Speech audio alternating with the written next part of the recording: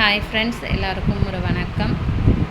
இன்றைக்கி ஆடி கிருத்திகை எல்லாரும் அந்த முருகப்பெருமானை கண்டிப்பாக வணங்குங்க. நம்மளுடைய வலிகளுக்கான தீர்வு அவன் பாதத்திலிருந்து நமக்கு கண்டிப்பாக கிடைக்கும். அதை உறுதியோடு நம்புங்க. அவன் மேலே வச்ச நம்பிக்கையை எல்லளவும் அசைச்சு பார்க்க முடியாத அளவுக்கு வைங்க. அப்போ தான் நம்ம அந்த வலிகளை கடந்து வர பாதையை அவன் காட்டுவான். அவன் மேலே வச்சுருக்க நம்பிக்கை நம்மளை எந்த உயரத்துக்கு வேணாலும் கொண்டு போகும் அப்படிங்கிறத முழுமையாக நம்ம நம்பணும்.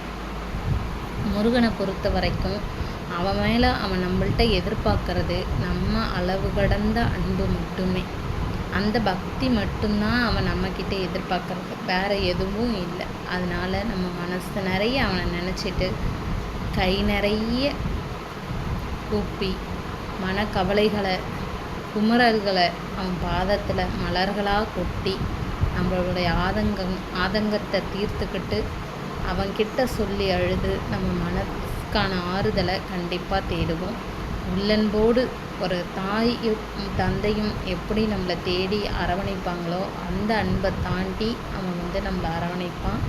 அது நிஜ வாழ்க்கையிலும் உண்மையான ஒன்று அப்படிங்கிறத நம்ம மறக்கவே முடியாது. முருகனை நம்ம இப்படி தான் கும்பிடணும் அப்படி தான் கும்பிடணும்னு கிடையாது. நம்மளால் முடிஞ்ச அளவுக்கு அவன் மேலே நீங்கள் பக்தியோடு நீங்கள் என்ன வேலை செஞ்சிகிட்டு இருந்தாலும் முருகான்னு கூப்பிட்டிங்கன்னா கூப்பிட்ட குரலுக்கு அவன் எங்கே இருந்தாலும் செவி சாய்ப்பான். ஏதோ ஒரு ரூபத்தில் ஓடி வந்துடுவான். அவனை தாண்டி ஒன்றுமே கிடையாது. எல்லா தெய்வங்களும் அப்படி தான். எல்லாருக்கும் இஷ்ட தெய்வங்கள் எல்லாரும் இருப்பாங்க இல்லையா?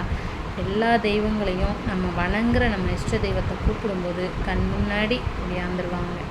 அதனால் கடவுளுங்கிறவர் நிரந்தரமான ஒன்றுங்கிறத நம்ம உணரணும். அவர் மேலே வச்சுருக்கிற நம்பிக்கை புனிதமானது. அந்த நம்பிக்கை நம்ம எப்பொழுதும் நம்ம மனசில் உடையக்கூடாது. நமக்கு நிறைய சோதனைகள் வரும், கஷ்டங்கள் வரும்.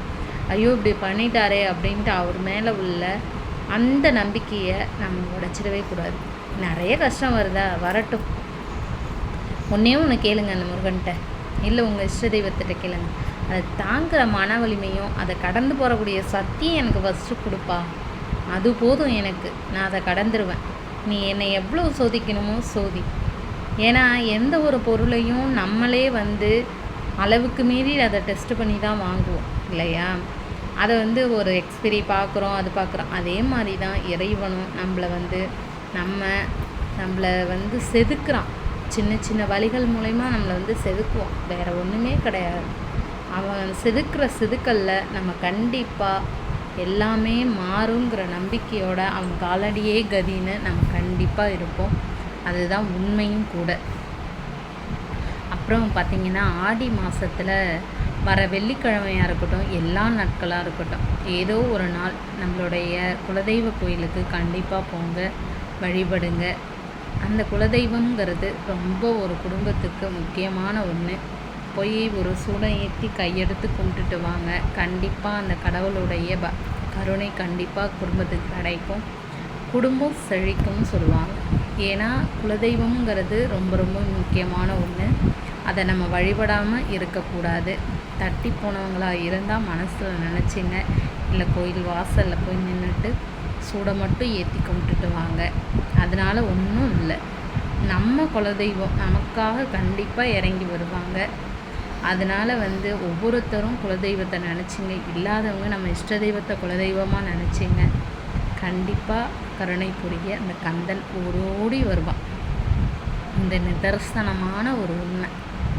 அது மட்டும் இல்லை, ஆடி மாதத்தில் வர இந்த வெள்ளிக்கிழமைகளாக இருக்கட்டும், மற்ற நாட்களாக இருக்கட்டும், விரத நாட்களாக இருக்கட்டும், இதெல்லாம் ஒவ்வொரு மாதங்களும் ரொம்ப சிறப்பு வாய்ந்தது.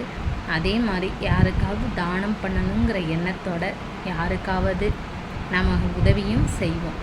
கண்டிப்பாக இல்லாத ஏழை குழந்தைகளாக இருக்கட்டும், அதே மாதிரி இல்லாத முதியோர்களாக இருக்கட்டும், அவங்களுக்கு ஒரு வேளை சாப்பாடு உங்கள் கையால் கிடைக்கட்டும். கண்டிப்பாக அதை செய்யுங்க. அப்பா அம்மா இல்லாதவங்க கண்டிப்பாக செய்யக்கூடிய மிகப்பெரிய விஷயம், எத்தனையோ இல்லாத ஆசிரமங்களை தேர்ந்தெடுங்க. கண்டிப்பாக உங்களுக்கு ஒரு வேளை சாப்பாடில் உங்களால் முடிஞ்சது 100 ரூபாயாக இருந்தாலும் கொடுங்களேன். மற்றவங்க செய்கிறதுல சேர்த்து செஞ்சுட்டு போகட்டுமே. ஒருத்தருக்கு ஒரு சாப்பாடை நீங்கள் கொடுத்தீங்கன்னா அவர் வாழ்த்துறாரோ இல்லையோ அவரோட வயிறு வாழ்த்துறத யாராலையும் தடுக்க முடியாது.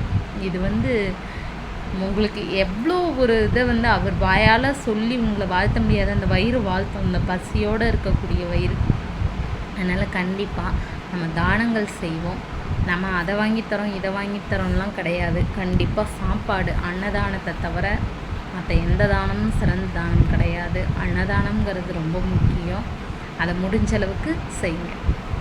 அது உங்களை கண்டிப்பாக காப்பாற்றும். ஏன்னா நம்மளை மாதிரி கஷ்டப்படுற எத்தனையோ பேருக்கு நம்மளை தாண்டி கஷ்டப்படுவாங்க இல்லையா. அதுவும் இந்த ஆசிரமத்தில் வளர்கிற குழந்தைங்கள்லாம் பார்க்கும்போது கண்டிப்பாக மனசு ரொம்ப நொறுங்கி போகுது.